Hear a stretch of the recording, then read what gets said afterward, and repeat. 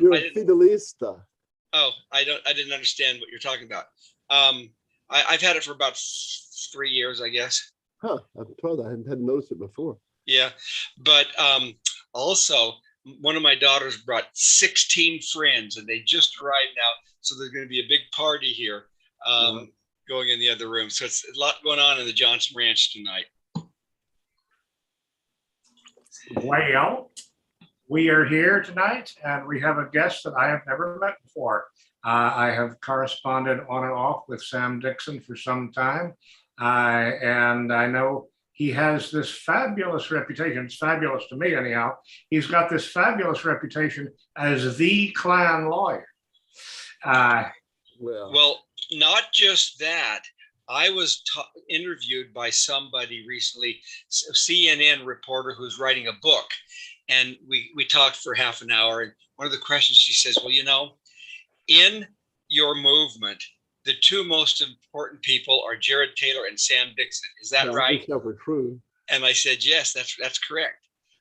So he's got a reputation that goes well beyond what you just mentioned, Charles.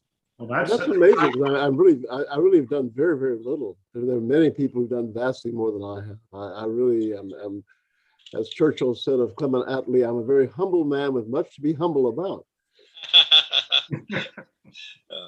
Well, you live large in the eyes of our people. Well, I appreciate that. I'm looking forward to our program tonight. I have things to say about just how rich we are. Okay, good. With our white property. We are rich in whiteness. Mm-hmm. Now, I don't know what else even matters more than that at this stage in history. I mean, there was a time when, you know, white people fought white people viciously because we were the only people we knew about. Mm-hmm. But we now know that there's a whole big wide world out there that we've been dealing with for at least 530 years, maybe a little bit longer, 1492.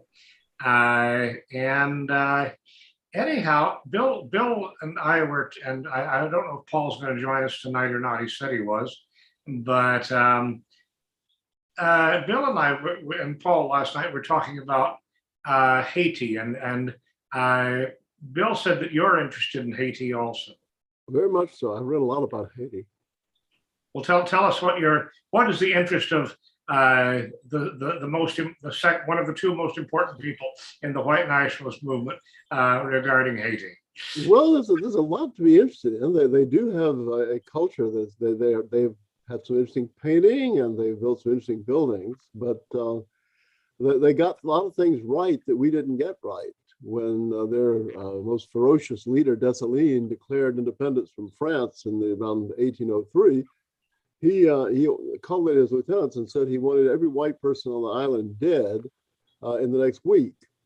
And he wrote into the Constitution of Haiti a provision that was there until the American Marines took it out in around 1915, that no white person could ever own anything in Haiti and no white person could ever be a citizen of Haiti. And that only people with the blood of Africa in their veins could be citizens. Now, if the people at the Constitutional Convention had that much sense, we wouldn't have the problems we have today. If they had the same IQ as General Dessalines, we would have had a constitution that included a racial requirement for citizenship.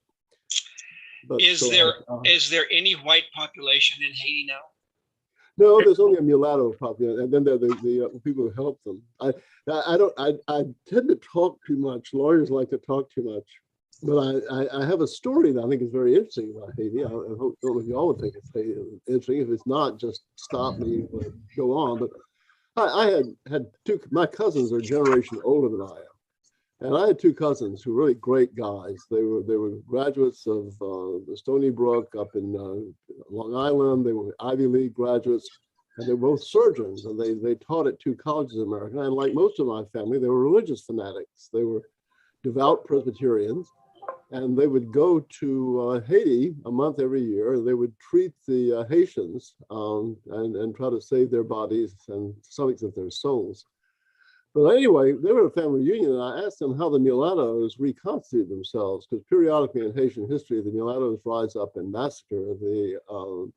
Sam, can I interrupt you just for a second? Sean, do you think there's anything we could do about Sam's sound? He sounds a little bit muffled to me. He's as close to the computer as I think he can get, but he's saying some very interesting things, and I don't want it to be difficult for the audience to hear. Okay. Did you just click something to turn mine on, or did I click something to turn mine on? You're on, and you're very loud and clear. So okay. Clear to me. It's just I'm not clear to them. There must be something wrong with my microphone. Let's see. On the screen, on the Zoom screen, could you move your mouse in the middle, and next to the microphone, you see there's a little caret that's on Shift 6. You see that little caret next to the microphone? No, I don't. I don't even see where the microphone is. What little caret are you talking about? On the lower left corner. The left corner. I see mute. I see mute. Microphone. Should I click on mute? Do you have a picture of a microphone? I do. Is there a little up arrow next to it or something? Yes. Yes. Okay. Click on that little up arrow. All right. Now click on audio settings. Audio setting. All right. Now on output level, do you see output level volume? Yes. Is that all the way up? No, it's about 40% of the way up. Maybe just put it all the way up, see if it helps. How about that? Talk more. I put it up to almost full blast. Charles, does it sound any different? I hate to say it, but he sounds a little bit fainter. Are you sure you turned it the right way? I thought so. I'll put it back the other way. All right, I put it to the extreme on the other way. Well, no, I just turn it all up, and we'll just I can't hear you. Yep. I think I probably need to do input level, don't I? Oh, I'm sorry. Yeah, thank you. Thank you very much. Let me try input level. That probably was my mistake. Okay. No, that was my mistake. All right. Well, I can't seem to move the little thing. Is there a little check that says automatically adjust microphone? Uncheck that. Okay, that's unchecked. Now see if it'll let you move it. There, I moved it. okay, that sounds much better. All right, well, good. Okay. Now you can sit back. All right, very good. All right. Yeah, sorry to interrupt you, but I just wanted to make sure everybody can hear you okay. Paul Fromm has joined us. Thanks, Paul. And we're in the middle of a story about helping the Haitians convert to Christianity. Go ahead, Sam. Oh, we always want to do that, don't we? Yeah. My cousins were very much realistic about race. They not only were very high IQ, but they were also very realistic and very decent people with a good grasp reality. But anyway, I asked them how it was. And I'd read a lot of Haitian history, and every 30 or so years, the blacks would rise up and would massacre the mulattoes. So anyway, they explained that well, the mulattoes reconstitute themselves because they said the black women in Haiti were as eager to have white babies and have sex with white men as the black men were with white women. And they said if we were inclined to be immoral people, we could have had 100 mulatto children. And they said that there are these people called, and they said that the two sources of these half-white babies are sailors on the waterfront, and these black women would deliberately try to get pregnant by the white sailors. And also people called the Syrians. They said some of them are Jews and some are Arabs who own businesses scattered around Haiti. And they said you'd go to a store and there's just many, many mulattoes around these stores. And I asked them, I said, well, that explains where the genetic material comes, but how would they reconstitute themselves and join the mulatto caste? And they said, well, what happens is that the mothers will dote on the cafe au lait baby to the expense of the pure black siblings. and the half-white baby will have an IQ that will be halfway between white and black. So they'll be more intelligent and better looking. And they said when these children reach about age 16, they simply walk out the door and never look back. They never have anything to do with their mothers or anything to do with their full black half siblings. And because they're light and usually have learned to read and write, they can marry into the existing mulatto elite. And so that's how the mulatto elite reconstitutes itself over and over again in Haitian history. Now, what country did Don Black invade? Grenada. Oh, okay. All right. Okay. No, Dominica. That's right, Dominica. You're right. Okay. All right. Well, Story. Hang on. Fill me in. This is a bit of lore I'm not aware. I mean, the United States invaded Grenada, but when did Don Black invade Dominica? That's pretty interesting. Tell me this. What happened? Sam? Well, someone got this harebrained scheme that they were going to go down and overthrow the communist government in Dominica. And they went down there and they got caught by the FBI. And of course, it's a violation of the Neutrality Act. You can't go around trying to overthrow foreign governments. And they ended up, many of them, going to jail. I think Don did too. It was really a tragic thing that ruined the lives of many people and cost a very prominent lawyer in Tennessee who was a primary funder of our cause to commit suicide. So anyways, it was a bad idea, sort of a goofy caper. Well, the idea was to put that they were negotiating with the opposition leader Eugenia Charles, and she was going to be the front. And they had contacted me because they thought I might have connections in nationalist China. They were thinking of this could be the casino, a big casino resort. They could make a lot of money for the cause and so on. They never got past the docks. I think it was in New Orleans. Because they'd been infiltrated, and at the last minute, the state descended upon them and said the rest of it was very damaging to many people's lives. It was probably a harebrained scheme. I told one of the people in Canada who was involved, I said, even if you succeed, I don't think the CIA will let you, they'll come in and simply take you out. And a half dozen or a dozen lightly armed men is not going to be much of a match for what the CIA or their surrogates can throw at you. But anyway, nothing came of it, really. Okay, well, there goes my plans for Haiti. Well, not necessarily. I mean, because we were talking about buying up Haiti. And I actually communicated last night after our meeting with a friend of mine in the Dominican Republic, and he said he would absolutely support our efforts in Haiti, and he agrees that Haiti could be turned into a paradise. But was this in Dominica? Was this called Operation Red Dog? Because it's listed. I don't remember it as such. No. Okay, it's listed in Wikipedia as Operation Red Dog was the code name of an April 27th, 1981 military filibustering plot by Canadian and American citizens, largely affiliated with white supremacists and Ku Klux Klan groups, to overthrow the government of Dominica, where they planned to restore former Prime Minister Patrick John to power. Who was Patrick John? Why was he good? Was he white? No. Probably not. Huh?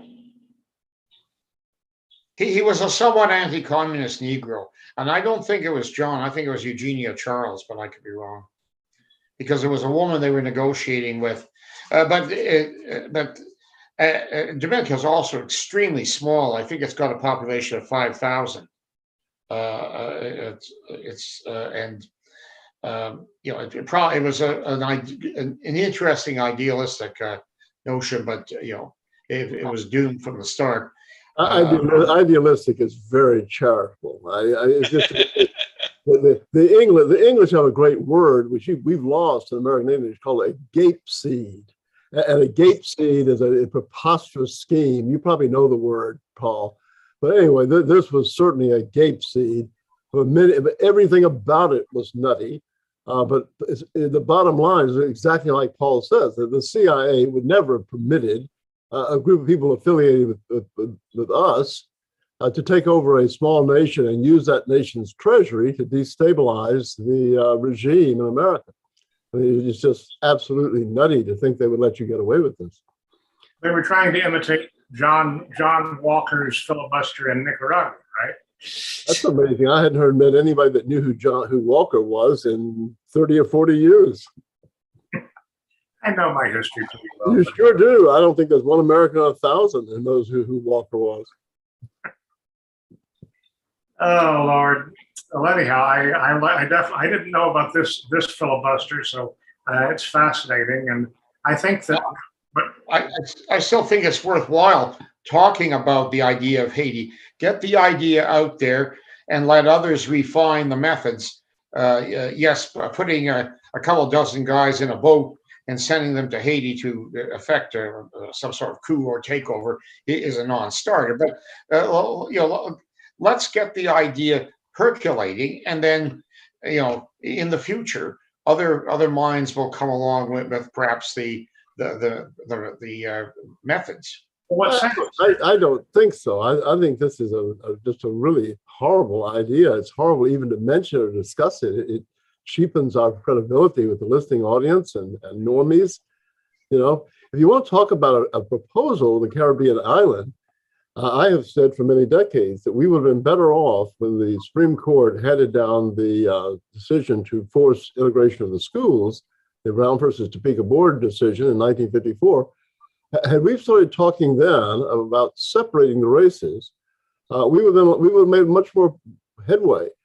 Instead, Southerners adopted all this code talk about our way of life and stuff, and it just the whole thing was terribly mishandled, and we've wasted almost 70 years now about it. But you could have come with a practical proposal. And my proposal would have been that you take over Cuba, you sort out the acceptable element of Cuba, the genuine Spaniards, and you give them a country of their own in the United States, Nueva Cuba, and you send Black Americans to Cuba, and you actually, instead of foreign aid, you build Cuba up with expressways and factories and airports and all the amenities of modern life. And you settle our Black population there, and then you shake hands with them and say, well, this has been a bad experience for everybody. We know that you feel you've been oppressed by white people, and we want to stop that. And so now you have your own country. That I think talking about an idea like that, at first people will laugh at you, but eventually the sense of that will become obvious. Yeah, that's what we need to do. We need to have our own ethnostates, and that's a good plan, I think, to relocate the non-whites into a country, and we need to create several white ethnostates, not just in the Western hemisphere, but in Europe it's a big problem there too. So we have to make the idea of white ethnostates current and acceptable, and we can go from there. Charles, can I? Every nation in Europe used to be a white ethnostate. Yes. Charles, I'd like to put a bit of a modern spin on this. I'd like to know what everyone thinks about perhaps trying to get some sort of practical legislation through that allows white people, along with everyone else, to check some sort of box somewhere when we go for healthcare, when we go to a store, or we go for services in general, to government agencies for services, to universities, or send kids to school, that we would prefer to have, a white store clerk, a white doctor, a white nurse, a white government person in the office providing me with service, a white school teacher for children. And if the government agency or the healthcare provider or the big superstore can't provide that, you don't do anything right then and there, but you come home and then you could file your paperwork with online with some agency, maybe the agency you went to, And just like filling out a survey, did you, check in the beginning that you wanted to have white service people available to you, a white doctor, white nurse, a white clerk at the desk, a white clerk at the checkout? And if it was yes, and then maybe the next question would be, was there a white service provider readily available for you at our store or at our hospital, etc.? A white teacher readily available for your children? And if you check no, then the next webpage, the next line that would pop up is, okay, our agency will process your request and you will receive a rebate, in like 30 to 60 days. And if you don't get it, check with us, and a government check comes to you to compensate you by providing you a form of cash relief because there wasn't a white doctor available. There wasn't a white employee in the government office. There wasn't a white clerk available at the store. Something. Well, there are a lot of approaches that we need to consider. I mean, one thing that I think is that other countries, other peoples are a little more dogmatic in their approach. I mean, China for the longest time had a one child per family policy, and they enforced that. And so I think if someone is going to receive government largesse in the forms of EBT, food stamps, Section 8 housing, we should require that they do not have children. That they do. Anyone who's going to take advantage of those services must be ensured that they will not be able to have children. But so in our system, Bill, just for clarity, you would apply that to white people also? Well, I think to make it palatable, I think that would be fine. I think that those that want to have children, they would get off the public dole. But I think that would be a eugenic approach, as opposed to the dysgenic approach that we have now, where we just fund willy-nilly the creation of more children. the way it is now is if a person does not have a child, they cannot qualify for any of that stuff. A single person who doesn't have children doesn't get any of that. The criteria is that you have a mouth to feed and it's not your own. That's the criteria as it's set up now. But I think the idea that Sean, I think this is the first time I've ever actually seen you. I sort of read your emails. I don't think I've ever seen you before. I don't feel like I know you well, but this is a reformist proposal, and I think the age of reform is past. That we either have to. Our people are divided into two camps: the reformists and the revolutionaries. And I very much feel that I am part of the revolutionaries. I see no hope of reform. You couldn't possibly get such a proposal through the occupation government in Washington. What we want is for that government to overthrow itself. It is doing everything we want to bring this country into a situation in which radical change will be possible. It's interesting because Sean is playing the part of, you might even call him an extreme moderate here, where the idea of taking over an island in the Caribbean is, it's more just plain extreme. It's not extremely moderate. As Bill says, we need to consider everything. But I have said repeatedly that, and Bill was sort of saying this last week when we had a black man on the show who ran for Congress last year. We were talking to him, and we may have him on again, and I'd like you to meet him. But basically, the issue is Black people, whether we like it or not, hold more power, at least psychologically, than we do. A Black person that can get the ear, not just of the Biden administration, but probably of a future Trump or DeSantis administration much more readily. And so if we want to restore anything like racial integrity in the country, I think we've got to sell Black people on it.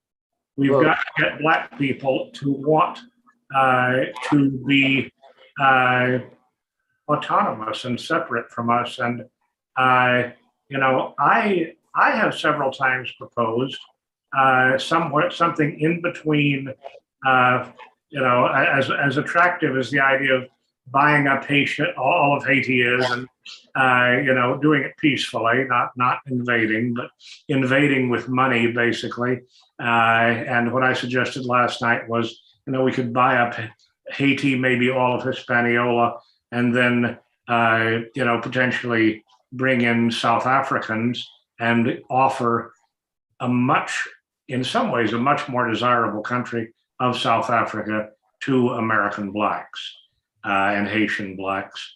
That South Africa is one of the truly paradisal, is that the right word? Places on earth. It ranks right up there with Italy and California, basically, as desirable places to live.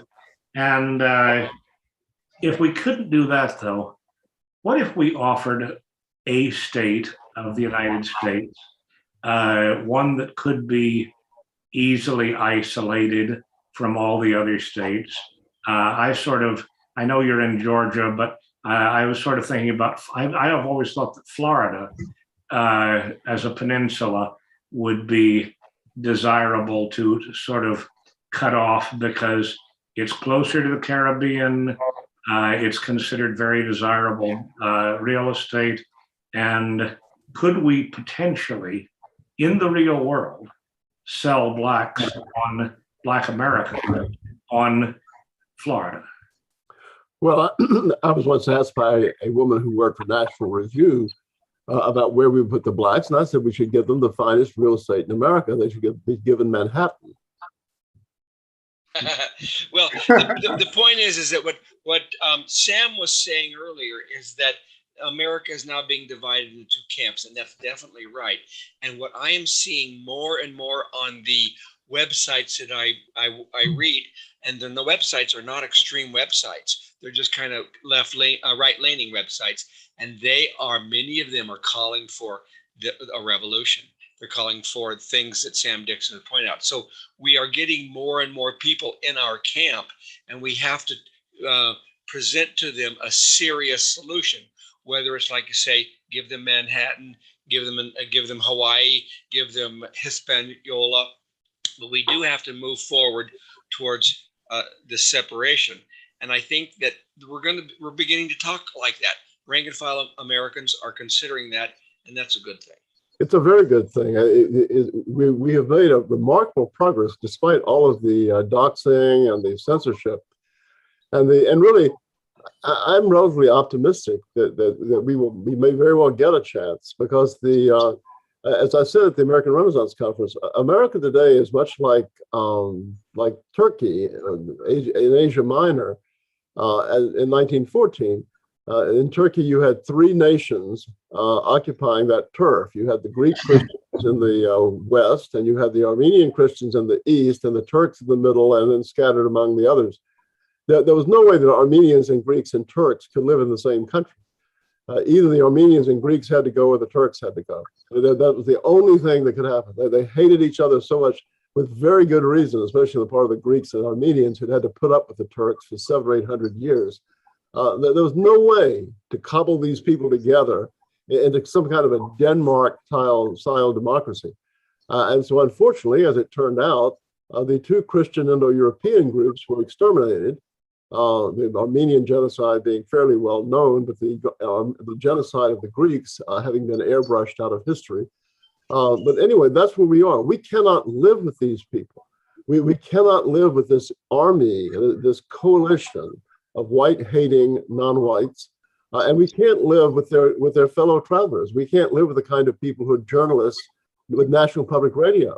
These people hate us. I'm very much convinced that especially the white-hating whites, things like National Public Radio, they would very happily take all of us on this program tonight and put a bullet in the back of our head in the Catine Woods. And they would do that with tens of millions of other white people. These people are crazy. They are homicidal, they're genocidal. We cannot live not only with the non-whites, we cannot live with the truly insane, self-hating whites like the NPR journalists.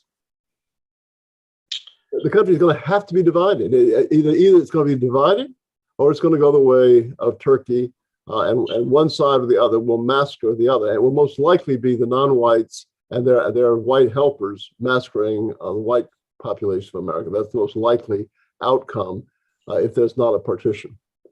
Yeah.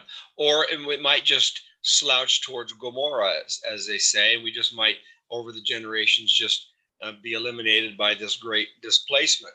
But I agree with what you said, but the bottom line is these self-hating whites are our people. And I would like to give re-education camps a chance for them. I think you're right. I've often made the point that I'm not a conservative. I'm a liberal on more issues than I'm a conservative. And, you know, we want a real ethnostate. We don't want the Southern Baptist Convention meeting under a different label. I like a lot of Southern Baptists, but you know, the ethnostate is going to include a lot of very different people. It's going to have socialists, liberals, conservatives, people who believe in private property, people who don't believe in private property, alcoholics, teetotalers, homosexuals, straight people, you know, left-handed people, right-handed people. It's going to be every kind of person. But the one bottom line has to be that they can't be self-hating whites. I think in a lot of these liberals can be, they can be shown that they can unhook themselves from the liberal position on race and immigration and continue on with things like environmentalism. But with the really psychotic ones, like with the people on National Public Radio, I don't see any chance, Bill, of rehabilitating these people. I think they're genetically flawed. Well, I think we can probably rehabilitate them, but I am a little bit concerned about including left-handed people in our group. But that sort of self-hating madness, or fiery fanaticism, goes back at least as far as people like John Brown, who was a certifiable nutter who wanted to see a slave uprising that would massacre people who looked like him. Yeah. You know, we have always had this. There are many chapters of American history that people don't know about. The U.S. helped the slaves massacre the whites in the Haitian slave revolt. The Adams administration was sending arms to arm the blacks against white people. They sent our ambassador down there or our diplomatic representative. He ended up marrying a Haitian woman. So yeah, one of the first things that Jefferson did when he became president was to remove from their jobs all the people who were helping the slaves rise up and kill the white people. So you had that. In Massachusetts, and I'm not a New England hater. A lot of my ancestors were in New England. About 3/8 New England Puritan. But you know, when the Mayflower people came over, about half of them believed in kind of a Peace Corps. They were going to uplift the Indians, and they did amazing things. They took the Indian side. Roger Williams, the Baptist who went down and founded Rhode Island, refused to send any help to the whites when the Indians revolted and massacred a third of the white population of Massachusetts. He rebuffed their efforts, appeals for guns and ammunition and soldiers, and said he felt the Indians had a better moral case. So that was like 1630. You already had nut cases like that. But we need to get these people's genes out of the gene pool. I think we as Americans, we got a lot of Europe's refuse. So Emma Lazarus, when she wrote that poem that they have on the Statue of Liberty about how we took the wretched refuse of the teeming shore, we did get a lot of wretched refuse. We got a lot of really screwed up people, and we want to get their genes out of our gene pool. Well, so maybe my idea of the eugenic approach to government largesse is a good one, because the Orban bill has a law they've actually put into effect in Hungary. It's a very good law. One of the problems of incentives to have children is that the incentives will usually cause the people who have the lower IQs to have the children.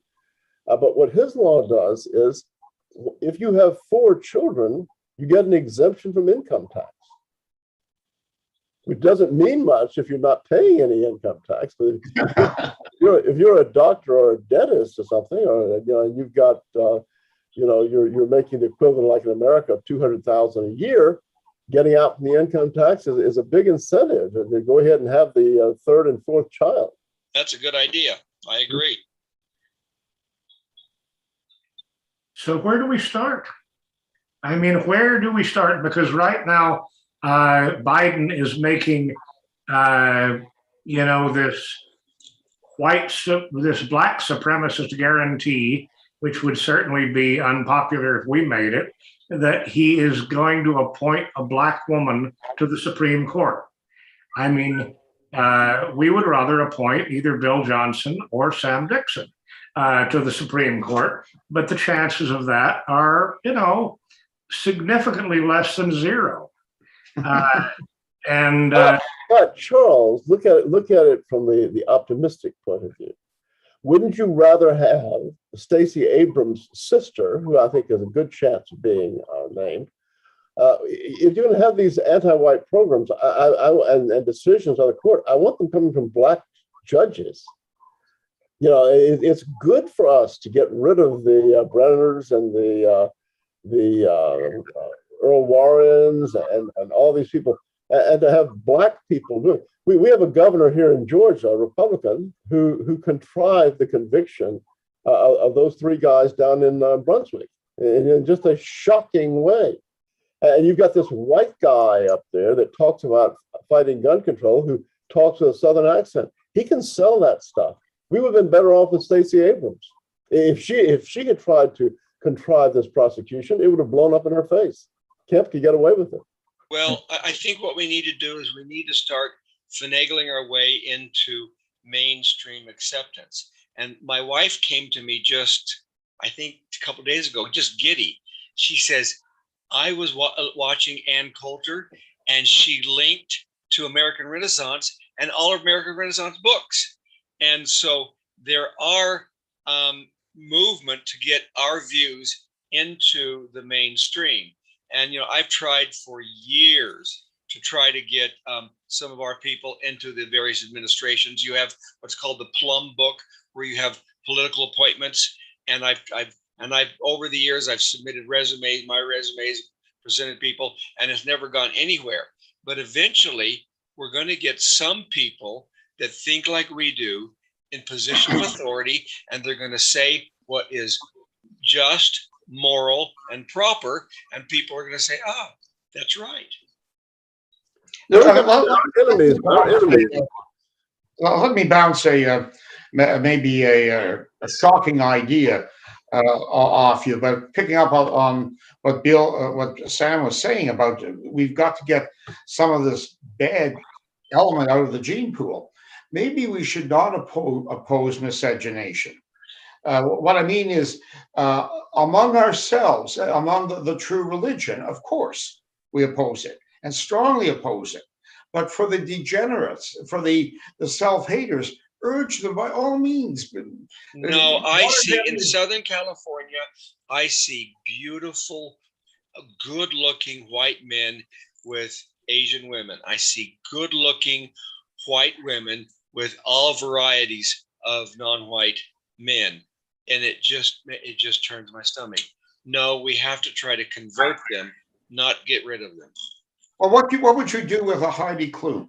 A gorgeous woman in her day, had so much going for her, and look what she did. I mean, can that gene be saved? I would say no. Hey, go and marry another guy like that one. I did legal work with Heidi Klum and her father many years ago, and it was very hard. I just think I had her sixth or fifth or fourth mulatto child, and I was having to talk to her on the phone and her father on the phone, and I just couldn't believe that I was the type of person she was. So I kind of agree with that. It's just sad. Yeah, that really is, to a certain extent, preaching heresy. But I would make the distinction among ourselves, among serious people. Of course, that's to be strongly opposed. But rather than trying to convert somebody who's, I think I was telling the story of this woman I taught years ago, an adult, who she was on her fourth black male, all of whom gave her a severe thumping. And, as nice as the woman was, she's absolutely hopeless. Whatever is degenerate in that gene may just as well go out of the gene pool. Rather than urge her. But I see so many beautiful, young, nice children of our generation, the younger generation. They have just been taught and taught and taught that it's okay. They don't see color, and they interracially marry. and it's just I just wring my hands with sadness. We need to come forthright, which I've been doing, saying we have to stop interracial cohabitation and marriage and whatever. Not they don't even get married. Whatever it's called, to have the babies, copulation or whatever. Yeah, the defect with what I'm suggesting is it would have to be schizophrenic. To our own people, we say this. To the degenerates, we say, well, go for it. Go. Yeah. Well, one thing I do see now, a lot of interracial cohabitation between various races that don't include white people. And I say, that is not my bailiwick. That is not my area. I cannot get involved in that. I'm only concerned with the interracial with cohabitation with our people. And that I think that's the position that I stand on. Paul, it's an interesting sort of gambit, but the fact of the matter is that the children of these mixed families are going to be less repulsive to whites than the full-blooded ones. The more mulattoes you have, the more half-caste Latinos and whites you have, and say with the Eurasians, the easier it's going to be for them to marry in with the remaining core of the white population. So I'm not in favor of any of that at all. But I'd like to throw something else out to people. What do you all really think of banning critical race theory? I know Jared is excited about the parents trying to ban critical race theory. I rather like critical race theory. I don't want it banned. I would like to see it. I think they're quite right. America was founded as a racist country, as every sensible country was founded. And I think it's good to keep the issue boiling. And I think it's good to have white kids told from 5 years old to graduate school how rotten and horrible they are. And some of them will react against that the way the children of abusive parents react eventually against their abusive parents. So I'm not in favor of banning critical race theory. Yeah, I agree. I think the more that our people are called racist, the more they will begin to accept that term and embrace it. So I have the same sentiment that you have in that area. Good. I circulated to everybody 5 articles that fall under the general category of, I think, at least critical theory and generally critical race theory. And it's fascinating because basically, if we learn the structure, and if we start talking about observing the structure of critical race arguments, we can turn it around very much in our favor. The arguments that are used, for example, against Confederate monuments and how Confederate monuments in front of courthouses, for instance, set the wrong values. Whose fault is it that people don't realize what the values of the Confederacy really are? It is our fault. It is those of us who support those values who are, like I hate to say it, sons of Confederate veterans. I can't hang around them at all because they're all so apologetic and retreating. I mean, they're all basically saying, well, we have pride in our ancestors because they fought for what they believed in. We know that, their values are not our values. I mean, it turns into such horrible mush. It turns into basically work. I think that up to a point, humility is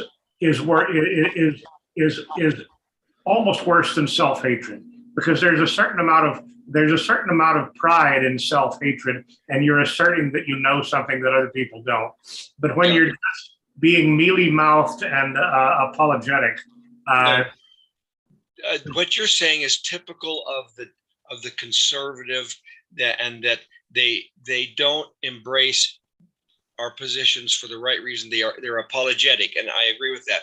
But like Sam was talking about how critical race theory is the issue now that we're confronted, but it used to be where, everybody that comes to America, we want them to learn English, and all the conservatives saying, must learn English. And I was thinking, if they learn English, they're going to want to date my daughters. So let's not let them learn English. And oftentimes when they'd come here, America had a policy saying, well, if you come here, give yourself an English first name. Call yourself, Chad or whatever, or whatever, or Oliver.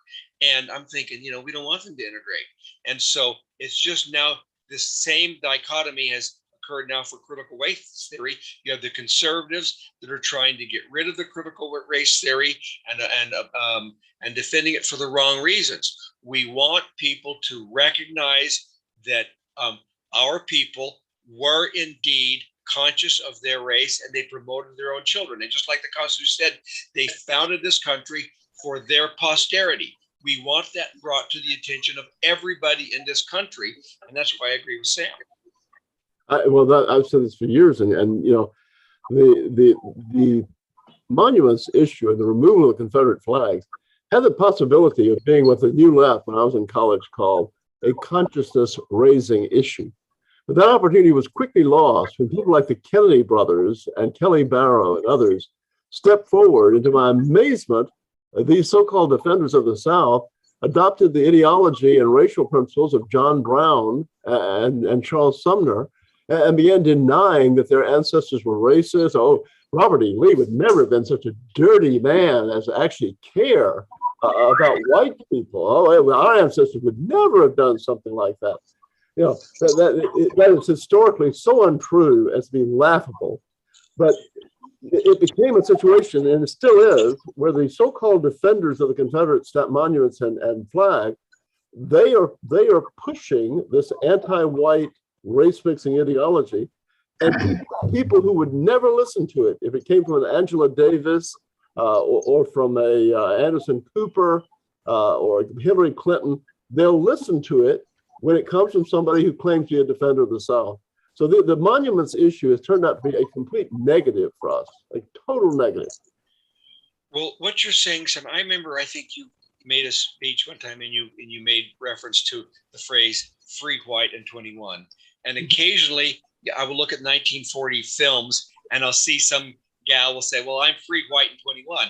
And so in the 1940s, in the 1930s, maybe in the early 1960s, that was a phrase that was bannered about.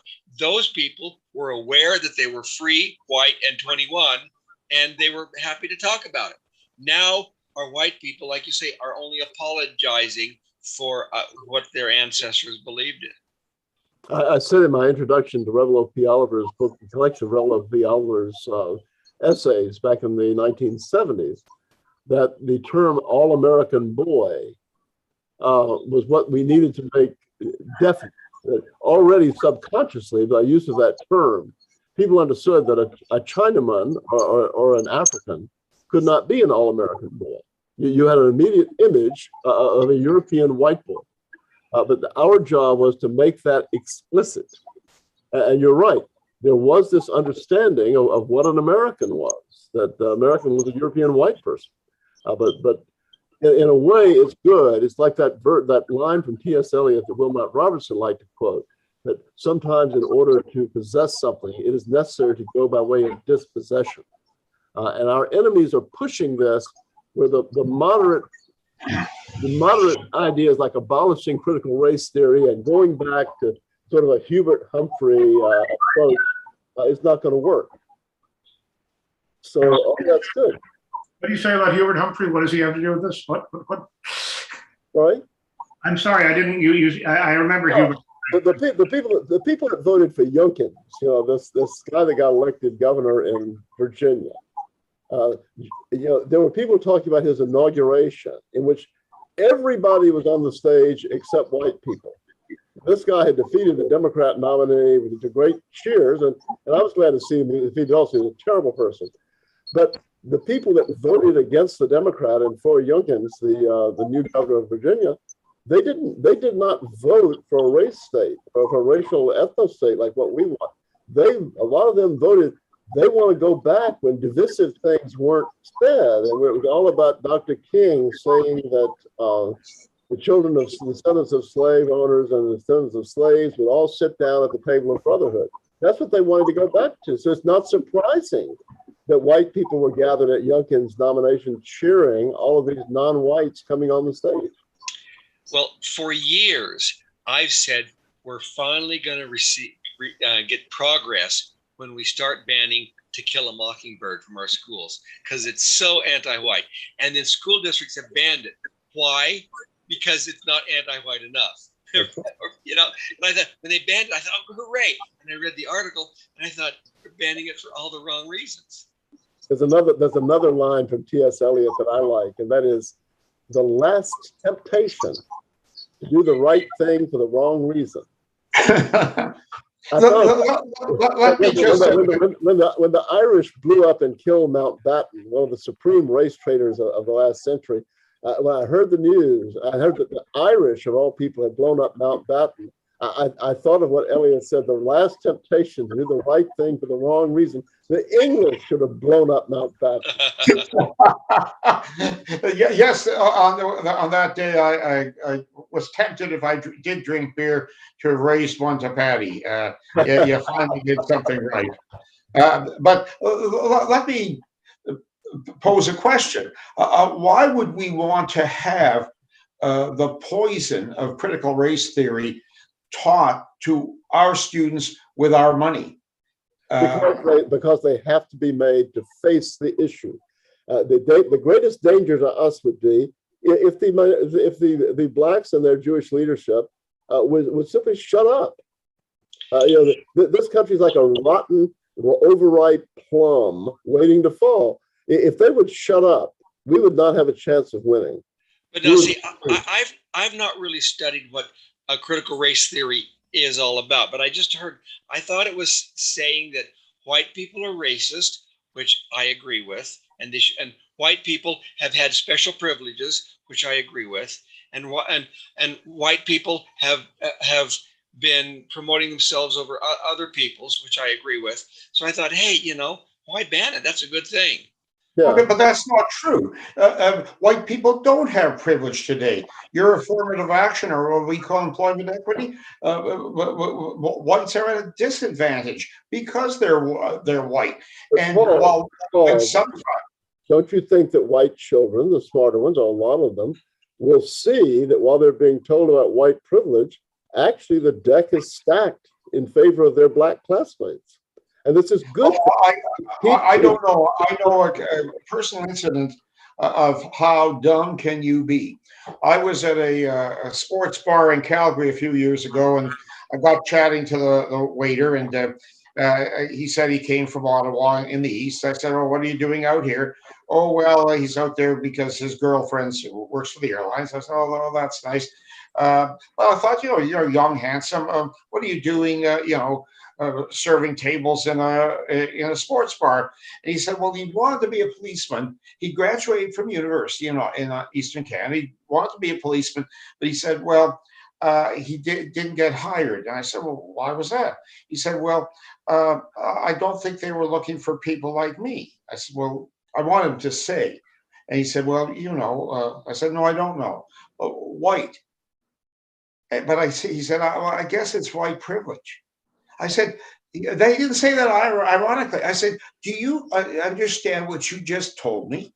You told me you lost out on a job that you were qualified for, you wanted to take because you were white? I'd call that racism. And I could see the light bulb go on. I'm not as cynical about people as Sam, but there are times I just don't think you can cure stupid. Paul, what you're saying is absolutely true, because see, the white people are very careful to promote other peoples, and we like the principle of saying, we don't discriminate, we look at everybody as race blind. But now that blacks in particular and Hispanics secondarily are getting into leadership positions, they unabashedly promote and hire their own people. So you'll have the white people who are saying, oh, we can't promote a white person, we can't hire a white person, and you have a black person said we must hire a black person, and so that is a double attack on our white people. And so in that sense, you're absolutely right. We have the opposite of white privilege, we have white disadvantage. We've always had that. We've had that for 3 or 4 generations, but the point is it has to get worse and worse. Sophocles said in Oedipus Rex, all praise to Zeus, who setting man upon the road of mortal life, made this a changeless law that man must learn by suffering. These whites, they put that in plain English. We have the proverb, experience keeps a hard school, but fools will have no other. These people have to suffer. They have got to suffer. They have not suffered enough. At some point, they will get tired of suffering, and the pain will bring knowledge to their minds.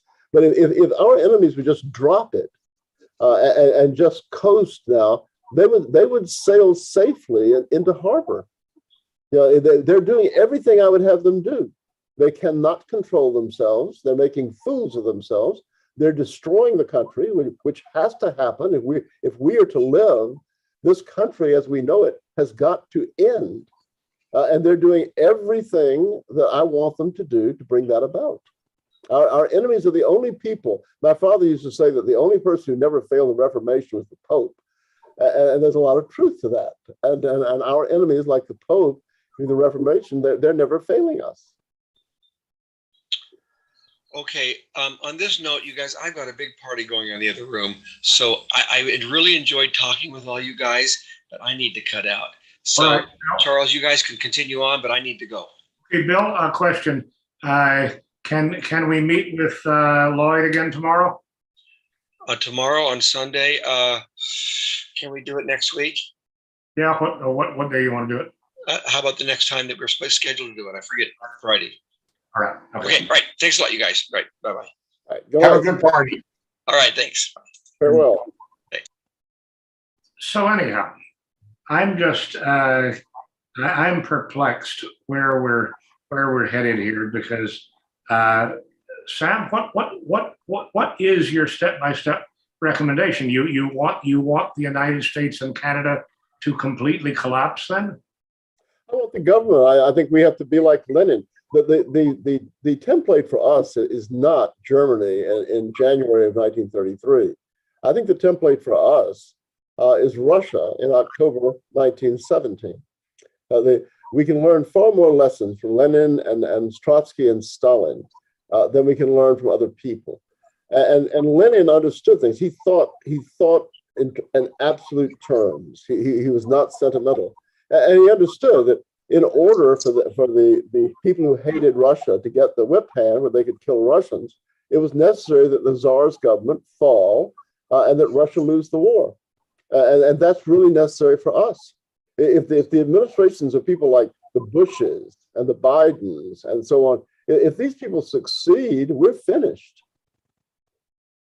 What do you think in terms of the coming conflict with communist China? I think with each horrible misstep, the Chinese become more and more emboldened, that America might be ripe for the taking in some form. Do you think that sort of massive upheaval? I think there are many, many things working in our favor for the destruction of the regime. And certainly a war, if the Tsar had kept Russia out of the war in World War Yes. I, Russia was on the verge of just exploding and becoming the number one superpower in the world. Russia has never achieved the growth rates that were achieved under the Tsar. The communists never achieved them. It was the war that brought things to an end. Wars are a wonderful way for governments to overthrow themselves. The French monarchy overthrew itself by getting involved in the war with the British to help the Americans. The Kaiser's government fell because of a war. The Tsar's government fell because of a war. And the two wars against Afghanistan and Iraq were very beneficial to those of us who want fundamental change in America. We spent so much money on those things for what? For nothing. For a lot of dead soldiers and a lot of people with no legs and wheelchairs and things like that. And a lot of canceled checks to people like Liz Cheney's father, the odious Cheney family and the odious CIA Bush family, the warmonger family people. I made the point years ago, and Trump repeated it. I'd like to think that it percolated over to him, but he repeated it in the debate in 2016, one of the Republican debates, that we at that point had spent $6 trillion on these two wars. With $6 trillion, a responsible government could have built a nationwide speed train system with double the mileage of the expressway system. we could have what the Chinese are building. I'd be able to get on a train in Atlanta and step out in Washington, D.C. in 4 hours with a minimum of the fuel expenses and the pollution and stuff that comes from planes. But instead, we chose to liberate, to free the women, to bring feminism to the Muslim households, and to liberate the homosexuals of Iraq and Afghanistan. I mean, a nation does this is certifiably mad. And the idea of our going to war with China to prevent them from re-annexing Taiwan, that's been part of their country since time immemorial, that's just fantastic. The Chinese have a bigger Navy than we do. They have 5 times our population with a higher IQ than we do. They are the #1 creditor nation in the world. We are the #1 debtor nation in the world. Does Biden and Blinken, do they not understand that the debtor doesn't tell the creditor what to do? That's a pretty fundamental thing. I think Paul Fromm gets that. I think Charles Lincoln gets that. I know Sam Dixon understands that.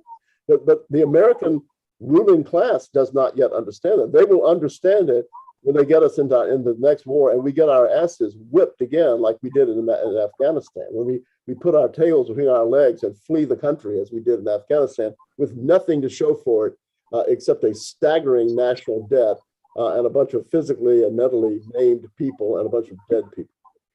A very unusual man warned the Tsar. Rasputin warned him, the war will destroy you, little father. And he was right.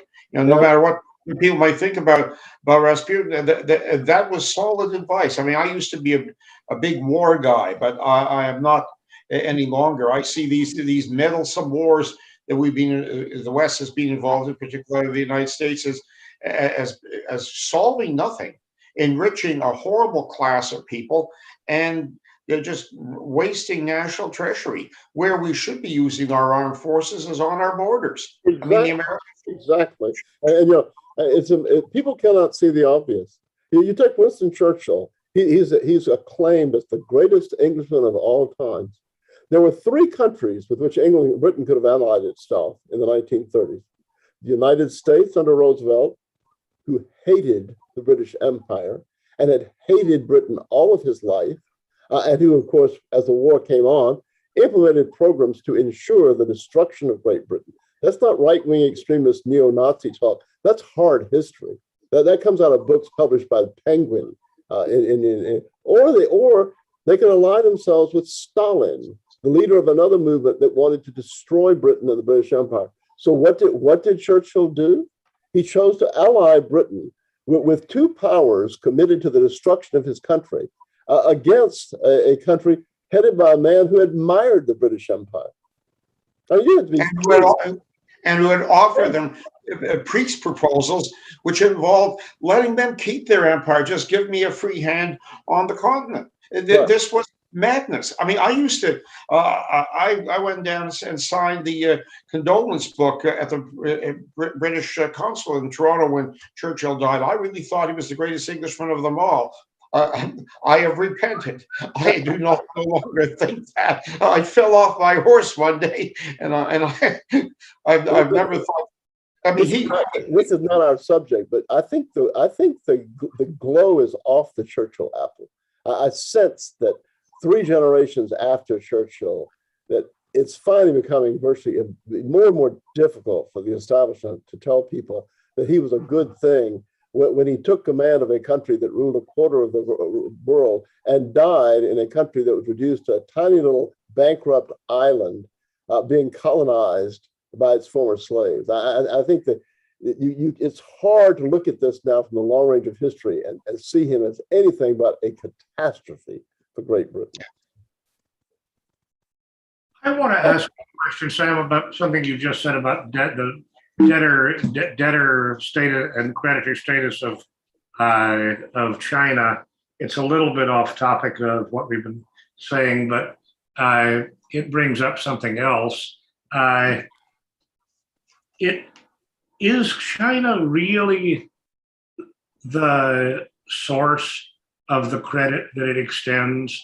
Is it? I mean, how is it working in your opinion? Because what I have seen, and I could be wrong, is a very close relationship between international banking dare I say, centered on Tel Aviv, and the development of China ever since Henry Kissinger. And is it possible that China is not actually the creditor nation? I mean, you said that China wields all this power. Does it really? I mean, because I mean, you were in terms of it does, Charles. China has been buying our treasury notes and bonds for decades now. It was only a few decades ago the U.S. was the greatest creditor nation on earth. We had everybody owed us money. Now we owe everybody else money, and the people we owe the most money to are the Chinese. And we are coasting on the fact that our dollar is the reserve currency of the world, which we got by destroying the pound sterling and destroying Great Britain with Churchill's acquiescence. And the Bretton Woods, it was set up the dollar would be the world's reserve currency. We pay our debts in dollars, which means that we have a certain amount of freedom. We can inflate our dollars and reduce our debt. The day is going to come when the Chinese and the Russians and other people in the European Union are going to be sick and tired of taking dollars, when they're worthless. The countries that have been like Britain, when Britain was the world's reserve currency, and the pound sterling was, it was because it was a sound currency and you had a stable government. Well, the U.S. has had no sensible economic policy now for decades. They're an irresponsible country. Why would anybody objectively today, if we had a Bretton Woods conference today, the euro would probably be the world currency. The dollar, no. And when that day comes, when the world stops taking dollars and starts taking yen or euros or something else, the impact on America is going to be staggering. We're going to be like Venezuela. We're going to be like Argentina that have to pay their debts in our dollars. Is that why Biden is trying to start a war right now? I don't know. I think there are many reasons. Part of it is that this system is able to control white people in America with wars. As a Southerner, I see this all the time. Southerners love wars. They love to join the military. And I can imagine if we get into a war with Russia, you're going to have tens of millions of Southerners who are suddenly going to think the government's on their side. They're not able to connect the dots. They can't see that it's impossible that a government that hates them at home becomes their champion abroad. They will run down and volunteer. There'll be all these Southerners saying, we got to kick Russian ass. And I think they see it as a unifying thing. The phony fight with communism, that's World War II, was an enormously beneficial thing to the establishment. It kept everybody excited over whether the Russians were going to take over Afghanistan while the Mexicans took over Los Angeles. So they need these foreign struggles. And of course, Putin's the logical target because in Eastern and Central Europe, in places like Hungary and Russia, you have governments now that are not pursuing liberal democracy. And they're not letting their countries be settled by Muslims. And this is intolerable to the system in America. We like people like Angela Merkel, whom the New York Times reminded us is a better American than Americans. She understands what America is about more than we do because she's turning Germany into a Muslim state, and that's what America stands for. So you can see why they hate Putin. They're drunk on themselves. I don't think Americans realize yet that we are pretty much an impotent country. They don't get it. Okay, so what about John Maynard Keynes' comment, adjusting for inflation, obviously? John Maynard Keynes once said that if you owe your banker £1,000, you are at his mercy. If you owe your banker £1 million, he is at your mercy. Yeah, right. There's some truth to that on a micro level. But you have to remember that the financial structure, as you vaguely alluded to, is to a great extent motivated by other than merely mercenary things.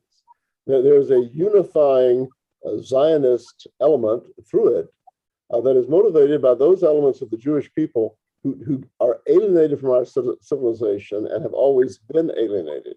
And they provide a unity. Someone like Soros with $1 billion who's funding Black Lives Matter movement, people like that. And so that principle doesn't really work on a macro level. The financial structure is quite willing to destroy European peoples.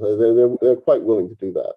Sean asks a question that is interesting. I don't know how realistic it is on the on the mega level. Maybe we should talk about this. Sean's asking, what happens if or when the United States monetizes its own debt?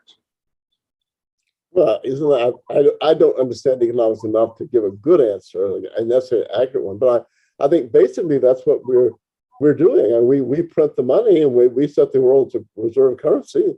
People buy our bonds and treasury notes, and inflation reduces the actual weight of our indebtedness.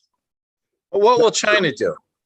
Huh? Let's say we monetize to the point that we cut the debt that we owe, in real terms, we reduce the debt that we owe China by 50%. What does China do? Does it fire a nuclear missile at us? No, they can just stop taking our paper and join with the Russians and other people in Europe and create a new world currency, new reserve currency. It's reputed, I've read this in fairly responsible sources, that Madeleine Albright, when she was Secretary of State, said that if anyone ever tried to do that, we'd go to war. We would not tolerate the removal of the dollar as the world reserve currency. But there's so many other things that are going on. It's not really the debt situation and the reserve currency. This country it's the Titanic, and it's going full steam ahead right at the iceberg, and that's good for us. There's so many things that are wrong in America. The military in America is a joke. We have a military budget that is equal almost to every single nation in the world's military budget. But when we went to war with Afghanistan and Iraq, we had to pull up the reserves and National Guards to get combat troops. And we were only able to scrape up 140,000 combat troops out of a nation of 330 million people spending as much money as the rest of the world. The military is simply a colossal jobs program, a welfare. It's the Republican welfare constituency. You know, in World War II, we had millions of soldiers. We had, gobs of them in combat. Now it's just a giant therapy group that classes in how to be transgendered and all this. It's just, you look at one thing after another. The fact that we don't make anything, which is, you watch the system media, you wonder if it's deliberate with the system media, or whether it's just the endemic, incredible stupidity of the American people. But when the COVID virus hit, Biden and the establishment dined out on a narrative that, well, if Biden had been president, if somebody other than Trump had been president, they could have handled the COVID. Of course, they couldn't have. There was no head of state in America, in the world, was prepared for it. The one thing that was certifiably factually so was we couldn't get masks and ventilators because masks and ventilators weren't produced in the United States of America anymore. Because of people like Biden and the globalists, we had exported our manufacturing capabilities to China, and China wanted them. They said, no, you wait until the Han Chinese have all the ventilators and masks they need, and then we'll resume selling you masks and ventilators. Somebody should have immediately, in a sane society, Biden would have been confronted about that and asked, on the one definable, factually certifiable matter, your policies have screwed us up. You assured us for decades that we could de-industrialize without jeopardizing national sovereignty, and we see now that you were wrong. And people like Paul Fromm and Sam Dixon and Charles Lincoln and Sean Donahue and Pat Buchanan were right. We saw the same thing in Canada when we fought World War II. We were a nation of 18 million people. We manufactured everything: airplanes, guns. We don't even manufacture the iconic Eddie safety matches anymore. So when COVID hit, We didn't have, what is it called, PPE. So we asked the Red Chinese for some. Well, they sold us some. It was all defective. Now, we have gone from a manufacturing country, which could hold its own, and America, of course, was even better, to a country that couldn't even manufacture bloody face masks. And what the ones we got were defective. That has since been remedied, but it's the same thing. We exported or we offshored almost all manufacturing to Red China or to Thailand or Malaysia or some other godforsaken place, and we don't make a whole lot, and that makes us incredibly vulnerable. And how much of that? How much of that is a tax problem, though? Just it has nothing to do with really race or politics. It's purely a tax issue, because both the United States and Canada are a place where if you make $1, you're going to keep very little of that dollar for your business. Most of it's going to the government in some form or another. Well, Sean, let me just interrupt and answer from. I mean, I've talked to you about my son and my strange relationship with my son who wants to convert to Judaism. He specializes in tax, and in particular international tax law. And basically, in following his education while he was still speaking to me, I came to the realization that every decision that we make that's a policy decision is implemented through taxes. Every single decision that we make about what this country is going to produce or not produce, how it's going to be produced, and who's going to produce it is implemented as a practical matter through the income tax. I see it. I see it as another thing. I see it that the ruling elites of Canada and the United States are basically hostile to Canada and the United States. Like that guy wrote the book, Harvard Hates America. These people hate America. And I think they're very happy to deindustrialize America. They hate working class white people. They're happy to see working class white people stripped of pensions and medical care and vacations and things like this and good paying jobs. They are so crazy that they're cutting off the limb on which they're sitting. An intelligent Jew would be very alarmed. If they think they're going to turn the world over to the Chinese, so the Chinese are going to be teaching Anne Frank's diary in Shanghai, they're in for a big surprise. That's for sure. The Chinese are not going to put up with this stuff, but they hate us so much. These people hate us so much that they can't see this. They go on destroying us, and they can't see where America's going. Blinken, had the meeting in Alaska with the Chinese representatives, and they basically laughed at him. The media touched on it very briefly, but he started laying the law down to them about how they were going to treat the Uyghurs in Xinjiang province, and they told him, you don't call the shots anymore. You're a debtor nation. Your economy is smaller than ours. We got a bigger navy than you. We don't care what you think. The world doesn't care what you think anymore. I don't think Americans get that. The average guy like me in the South doesn't get it. But I don't think Blinken and Biden, I think they still think it's 1954 or 55, and the U.S. is the world's superpower economically and militarily, and we call the shots. This is all over, and it's heading the way we want. I mean, they are committing suicide, the way the governor of the Tsar committed suicide from 1914 to 1917, and let them commit suicide. Okay, but from a practical perspective, I always say that in all these meetings, and everybody knows, I'm always the least educated guy out of everybody. All of you guys are. That means you can see things clearly, but go on, Sean. Okay, all of you guys are extremely accomplished. You've all gone to like the best schools, William too, and in my case, there's no in-between ground, and you kind of touched on it. So if I cannot rise up to your level, there's no place for me to go that's in between the bottom and achieving what you guys have achieved. You see what I'm saying? There's no middle. you're trying to get at, because you've lost me where you're going with this completely. Okay, in life in general, right? In the economy, in life, in career, in being able to find a place for yourself. You know, Sam touched on the fact that everybody just hates the white working class. There's absolutely no place to go.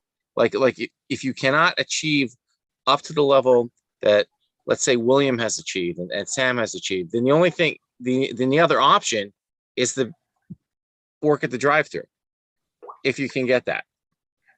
You see what I'm saying? Like there is no middle place for you to go and live a decent life. That's right, and I think the working people in America are increasingly seeing that, and that's a good thing. That they're friendly to us. They see that Hillary Clinton is not their friend. Bill Clinton is not their friend. These people have screwed them over, and they're our natural source. And you know, one thing I've said a lot is that we need to be thinking now about how we will structure the ethnostate. You know, there's the old English proverb: "In the winter, the farmer looks to his tools. When you can't plow, you sharpen the plow. You work in the barn, improving the implements." We need to be thinking now so that we know how we will create the ethnostate, what the rules and laws will be. And I would like to see, I wouldn't like to see this, but if the Khmer Rouge came to America and liquidated the 1%, it would be sad in some ways. I think I would be one of the ones liquidated, and I certainly would not be happy about that. But the fact is, if the Khmer Rouge and the communists came and liquidated the 1%, the white race would be infinitely better off in America to get rid of all the sociopathic scum that has floated to the top. And we need to create a new elite. We need to bring the intelligent kids of the working class, the plumbers and the electricians and people like that. They need to be the new elites. We need to get rid of these poisoned elites that are running our country. How will that? How can that happen? I mean, you've got to have an infrastructure that will support them. Basically, you've got to have something that will make them elite. Well, I think you would have schools for them, and you would train them, and you'd give them resources. They would become the new captains of commerce. They become the new bankers, and you know. Jared gets mad at me because he says we shouldn't talk about stuff like this. It just makes our job harder. But you know, I believe that the economy serves the race rather than the race serving the economy. Jared wants an ethnostate with free enterprise and all of that. Oh, that's fine, but I see free enterprise as something that's the economic system serves the race, not the other way around. We're not here to serve laissez-faire capitalism and an Ayn Rand state.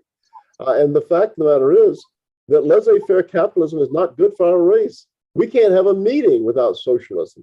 The Marriott hotels of Mitt Romney will not let us have a meeting. They will cancel their contract to keep us from having a meeting. We only have meetings because of socialism.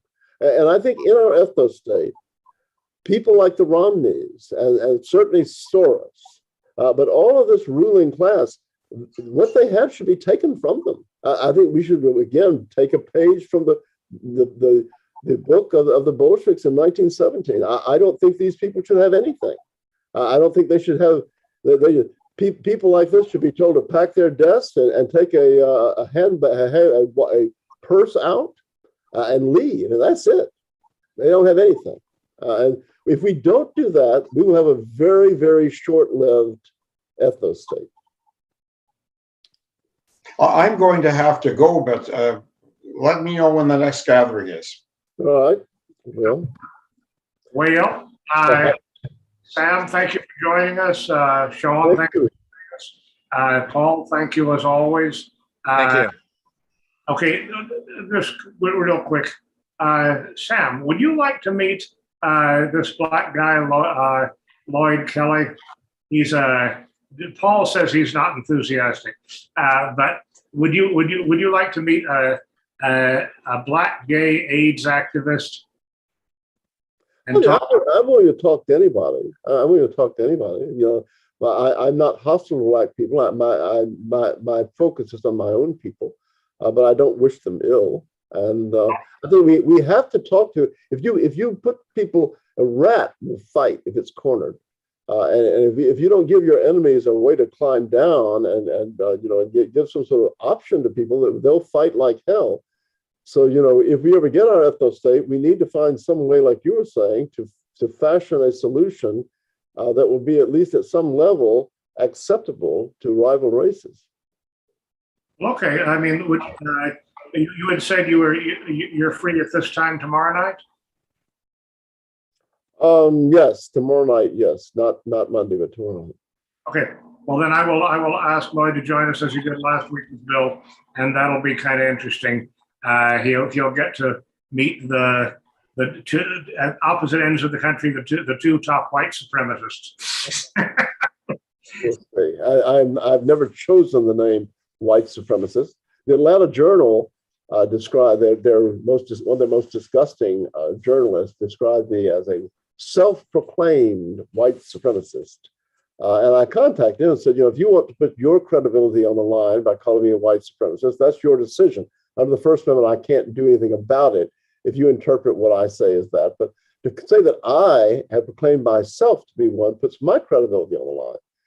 And so my reply came from their lawyers who said, we don't give a damn what you say. We're going to say what we want to about you. So, so there it is. I'm supposed to be a self-proclaimed white supremacist according to the Atlanta Journal-Constitution. No, I think meeting you for the first time is a great pleasure, and you are superior. How about that? Quite superior. You cannot. My sins are as scarlet. I have very, very realistic view of myself, and I'm not the guy to lead anything. I'll be happy to support if there's somebody comes along that can lead us out of the wilderness and into the land of Canaan. I'll be happy to be his supporter. But I am very much an ordinary person. I'm extremely ordinary. Sounds like you're singing Henry Higgins' song from My Fair Lady. I'm an ordinary man, even-tempered and good-natured, whom you'd never hear complain, who has the milk of human kindness by the quart in every vein. You're fantastic. Sean, he quoted huge portions of the Aeneid to me the other day. I was just staggered. I can't even remember the first, something about Armis and Naves Canto or something. That's all I could read. He went on line after line after line. It's just amazing. I didn't think anybody like you was still alive. Well, I won't do it again because that'll just be torture for everybody. No.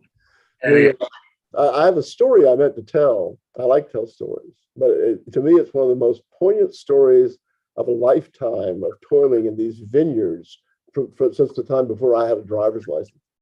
You get to meet a lot of interesting people in this movement, and I got to meet the Count and Countess Andrassy of Hungary. The Andrassys are the pinnacle of the Hungarian peerage. They stand in the Hungarian peerage where the Howards, the Duke of Norfolk, stands in the English peerage. And they were living in a 2-bedroom, 1-bath apartment in Coral Gables, where they lived after they fled Hungary with the Soviet triumph. But I once asked them, I said, it must be really terrible to have had all these palaces and all this and to have lost all that. I said, you've lost everything. And Countess Andrassy had a great reply. I was going to use it about your thing about the white property and how we are rich. She said, lost everything. So we've lost hardly anything. So we've lost our money and our palaces. We said, we've got everything else. We've got our children, we've got our religion, we've got our literature, we've got our music. So I can go to the library here in Coral Gables and I can check out symphonies and play them on the record player. She said, we've got everything. I said, but you Americans, you only have money. You are truly bankrupt. You have lost everything. And when the money goes, America will be the most bankrupt country in the world. That's very good. I think it's very accurate. I think it's very. I think my generation is the first generation that I think education slipped. Yeah. And since then it's only gotten worse. Well, it slipped by my generation. I found my grandfather's textbooks when my grandmother died, and we were clearing my grandfather's office. Now, he went to school in the 1800s. He had Latin, classical Greek, spherical geometry, Euclidean geometry. He had more when he got out of high school than people have now getting out of the Ivy League. So America education just gets worse every generation. It's gotten worse for generations now. It's just pathetic, and that's another indicia of how America is going to hell. One of the indicia that down we go, and there's no curing it. We can't reform it, but we can let them destroy it, and we can try to bring something out of the chaos. And the people to do that, the people who should be the leaders, really are the intelligent blue-collar people. They are infinitely superior. When I talk to my electrician, I can understand what he thinks. And you talk to an academic, you have no idea what he thinks. And I hardly ever meet an electrician or a plumber who doesn't understand exactly what's happening in America. The educated people don't get it. It's been shown that formal education is hugely correlated with susceptibility to financial frauds. Really. So stop beating yourself about not having being credentialed with an impressive degree. Usually those things stand for just somebody who's a boob. As Ronald Oliver used to call American colleges, he called them boob hatcheries. Most of these people are just boobs that have been hatched in the university.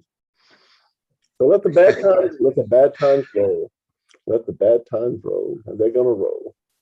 Now, on that note, we'll adjourn until. All right. Good night, everybody. Take care. Take care. By the way, I thought it would be inappropriate to not mention Happy Auschwitz Liberation Day, everyone. Oh, I didn't know that. There was something else that happened today. I can't think what it was they were talking about. Oh, it's the anniversary of the execution of Charles Stuart in Britain. The end of his efforts to create a divine right monarchy among a people who had never had such a monarchy. It's quite. I think that's tomorrow, actually, but it's quite a weekend. Anyhow, yes. Good night. We'll reconvene on the feast of Charles the Martyr. I think he made his own martyrdom. He was not a good thing for England.